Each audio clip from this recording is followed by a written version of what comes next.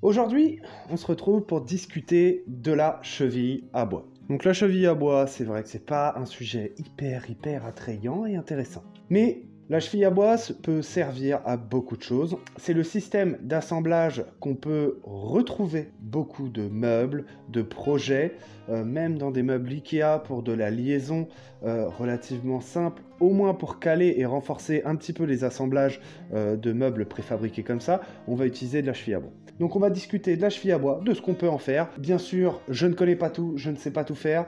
Il y a plein d'autres possibilités. Moi, je vais vous montrer en gros comment je l'utilise. La cheville à bois, déjà, ce qu'il faut savoir, c'est que c'est tout simplement une pièce de bois avec des rainures qu'on peut acheter dans des conditionnements différents, avec des sections différentes. Ça dépend de ce que vous avez besoin de faire, si c'est des gros projets, des petits projets, voilà. Là, on a du 8, simplement. Là, on a du 6 pour des plus petits projets. Et on a du 10 au-dessus. Bien sûr, il y en a des plus grosses, mais en gros, c'est ce que j'utilise. Bien sûr, en termes de prix, la cheville à bois, c'est relativement accessible. Dans les magasins de bricolage, je ne vous conseille pas d'acheter de la cheville à bois parce que ça coûte relativement cher. Regardez plutôt sur Internet, en quantité un peu plus grande, vous n'allez pas en avoir pour beaucoup. Par rapport à tout ça, la cheville à bois s'utilise, comme je vous ai dit, pour faire des liaisons. Donc, j'ai préparé des petites cales. Donc on n'est pas sur de la cale, voilà, c'est juste pour vous montrer comment je l'utilise, comment on peut utiliser la cheville à bois dans plusieurs domaines. Ceux qui veulent faire un assemblage relativement simple, je vous montre en gros tout ce qu'il y a besoin pour pouvoir travailler proprement et simplement. Donc on va faire deux assemblages, un à 90 et un en collé face à face. Donc par exemple, si vous voulez faire une planche un petit peu plus grande, ou vous voulez faire un assemblage tranche-tranche, la cheville à bois va très bien fonctionner si vous ne pouvez pas faire une autre liaison. Pour faire un assemblage tranche-tranche, ce qui est hyper important, c'est d'avoir une tranche relativement propre de chaque côté, bien rectiligne. Donc pour utiliser de la cheville à bois, ce qui est hyper important, c'est de bien choisir son forêt. Pour venir percer, il vous faut un forêt de la bonne taille. Pas trop gros, pas trop petit, sinon la cheville à bois va perdre tout son intérêt. Dès que vous avez sélectionné le forêt, vous allez tout simplement, donc sur votre planche, donc il faut imaginer que c'est une planche un peu plus grande, hein. Là c'est un exemple, on va venir positionner deux traits. Ces traits-là, c'est des traits qui vont vous permettre de savoir où est-ce que vous avez placé votre cheville.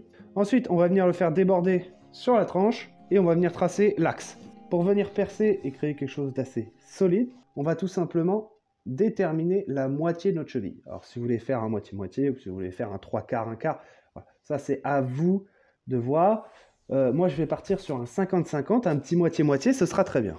Donc, si vous choisissez de faire un 50-50, vous venez tout simplement prendre un tout petit peu plus que la moitié de votre cheville. Ensuite, vous venez en gros le mettre sur le forêt. Donc, bien sûr, essayez d'être un chouïa plus. Si vous percez pas assez, vous allez avoir un emboîtage qui ne sera pas complet et vous allez devoir recommencer. Donc, prenez votre temps.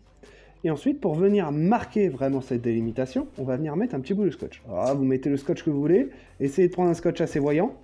D'habitude, moi j'utilise du scotch électrique, ça tient un petit peu plus longtemps, mais là j'en ai pas, donc j'utilise du scotch de peinture. Donc bien sûr, il existe des outils spéciaux qui viennent vraiment se mettre avec une clé à laine, machin, nanana. Il y a des outils qui sont faits pour marquer ça. Voilà, moi j'en utilise pas, mais c'est vendu avec les kits, donc n'hésitez pas, si vous voulez tester, à prendre ça avec vous. Dès que vous avez marqué votre délimitation, vous venez tranquillement vous mettre sur votre trait. Donc là, vous avez l'emplacement de votre cheville et l'axe de la tranche de votre planche. Logiquement, vous êtes bien. Vous venez pointer pile l'axe, vous venez remonter votre visseuse, et logiquement, vous êtes bien placé, vous venez percer. Bien sûr, j'ai plus de batterie, c'est super. Hop, hop. On fait la même chose de l'autre côté. Quand votre perçage est fait, on met un petit coup de papier à poncer, histoire de retirer les petits copeaux. On vérifie, alors si vous pouvez le rentrer jusqu'au bout, vous n'hésitez pas, hop, voilà. Donc là, il va falloir que je perce un peu plus de l'autre côté, mais c'est pas grave, ça me permet de voir si on n'est pas trop mal, ok. Et ensuite, c'est là où ça devient un peu compliqué, où il faut être un petit peu équipé, mais pas non plus de fou, hein, juste ce qu'il faut.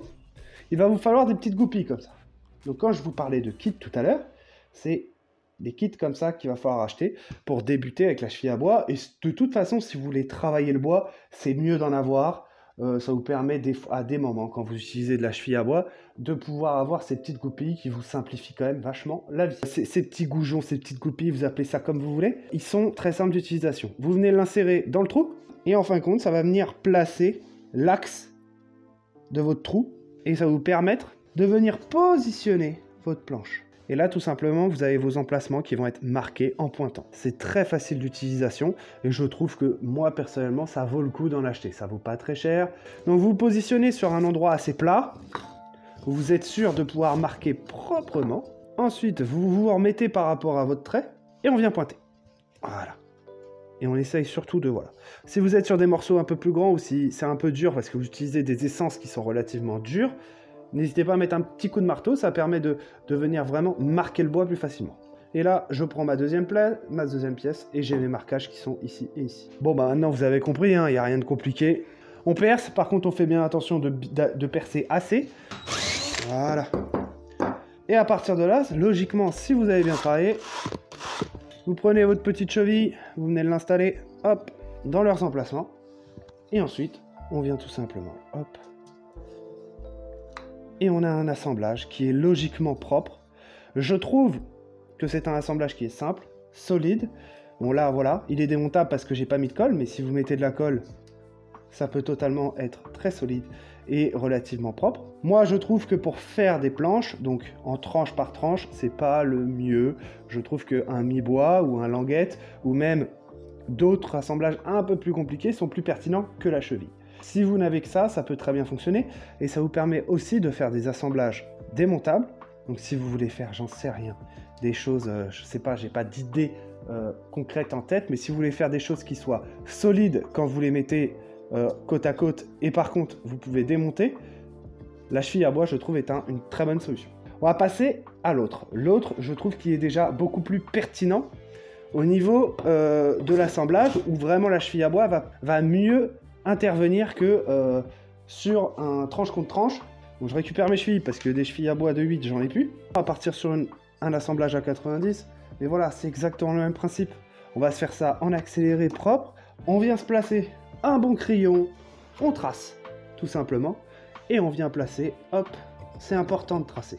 Hop, on a nos deux tracés là. Moi, ce que je vous conseille de faire, c'est plutôt de tracer sur la planche qui est horizontale que verticale. Si, mettez vos goujons sur la partie horizontale. Et ensuite, la même chose. Là, on vient percer à une certaine hauteur. Voilà, hop, on vient les placer.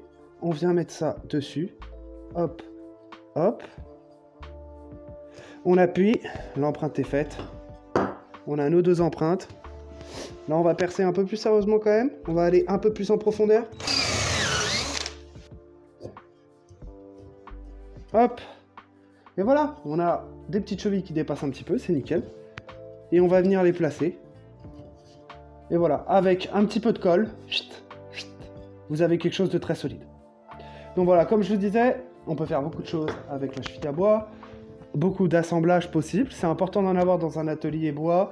Et ensuite, la dernière utilisation, celle que j'utilise le plus dans tous mes projets bois, donc tout simplement pour cacher les vis. On va reprendre notre assemblage en angle, on va venir mettre deux vis dans les trous qui sont là. Hop. Hop. Là, je vous fais cet exemple-là, mais c'est dans tout type, hein, dès que vous avez un assemblage de vis. Donc les vis bien serrées, bien à l'intérieur. Donc là, vous avez votre assemblage de vis tout simple. Avec les têtes de vis bien noyées, avec un perçage en 0,8 qui va nous permettre de pouvoir cacher tout simplement la tête de vis et le perçage. Donc là, on est un petit peu plus grand du 8. Je pense que c'est la tête de vis qui est venue râper, donc on est un peu plus grand. On va mettre du 10 tout simplement. Donc ça, c'est des chevilles que je fais moi-même. Ça ressemble plus à des tourillons qu'à des chevilles.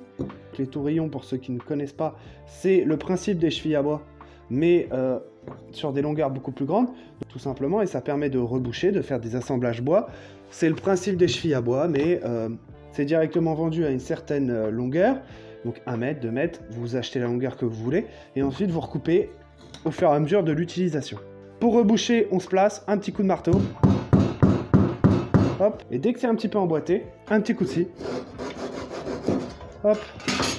Et un bon coup de ponçage pour finaliser. Je vous conseille quand même, là j'en ai pas mis parce qu'on a quand même un emboîtage qui est intéressant, mais je vous conseille quand même de venir mettre un petit point de colle. Ça permet de faire ressortir la colle sur les côtés, de faire un rebouchage de tout ce qui est défaut là, un emboîtage beaucoup plus solide. N'hésitez pas à essayer, si vous êtes des débutants dans le bois, c'est quelque chose qui s'utilise très bien quand on est débutant. C'est un assemblage simple, facile à faire, et en plus de ça, ça vous permet de reboucher des vis, ou de faire, comme je vous disais, des emboîtages qui sont démontables. La cheville à bois, pour commencer, sincèrement, vous n'en avez pas pour grand chose, hein. Vous en avez pour une dizaine d'euros. Vous achetez un kit comme ça pour du 10 et du 8. Je vous dis, le 6, c'est pas très intéressant. Si vous voulez l'explorer aussi, n'hésitez pas. Mais moi, je l'utilise jamais, par exemple, pour tous mes projets meubles. Donc voilà, je voulais juste vous faire une petite vidéo sur tout ce qui était cheville à bois. J'espère que ça vous aura plu. N'hésitez pas, bien sûr, à ceux qui vont découvrir ma chaîne avec cette petite vidéo. N'hésitez pas à vous abonner, ça récompense mon travail. Et si vous aimez tout ce qui est bricolage, vous avez de quoi vous régaler sur ma chaîne. Et puis on se dit bien sûr à la prochaine vidéo pour un nouveau projet.